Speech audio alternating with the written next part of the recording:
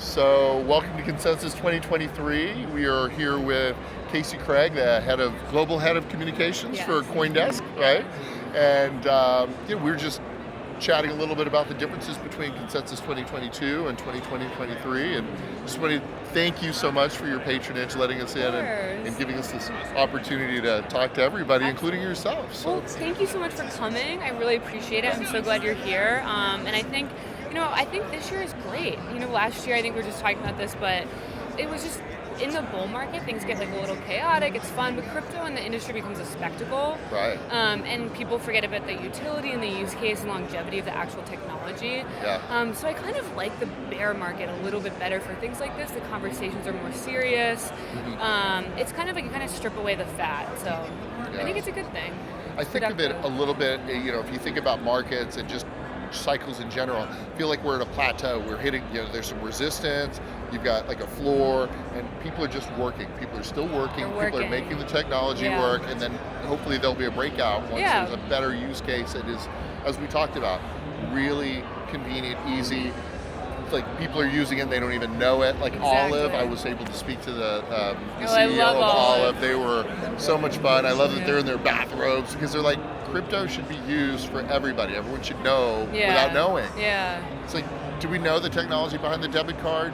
No. But do we use it? Yeah. No, I always think the same thing, and I've tried comparing crypto to it must have been wild when they introduced credit cards for the first time, or debit cards instead of using cash. Mm-hmm. At that time it wouldn't make any sense. Like, why would I be paying for something with plastic instead of cash?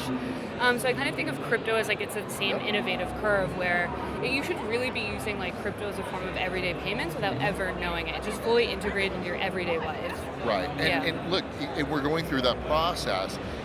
What people probably don't remember is credit cards. When you had an American Express card or some of these cards, like people were worried that they were fraudulent, and so you had to go in the back as a server. You would have to go through this book and check to see whether or not the credit card was actually real or not. And this happened. Yeah. And so literally in their thing, they made you go out to the table and cut it in front of the people. It's like, can you imagine? I don't do that. It was an 18-year-old kid. I'm not going to. Oh no, it's the worst nightmare. That's technology.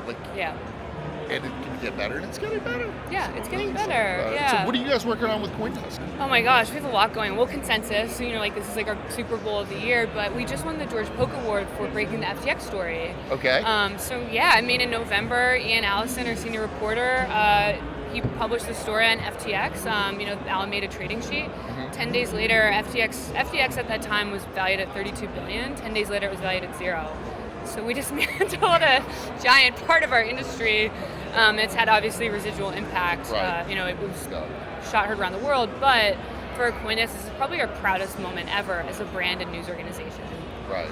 I think we'll win the Pulitzer, to be honest. I'm really hoping that we will, and I think we will. Well, I wish you the best of luck on that. And again, thank you so much for having us out. And I look forward to seeing you next year. Yeah, absolutely. Thanks. Appreciate it.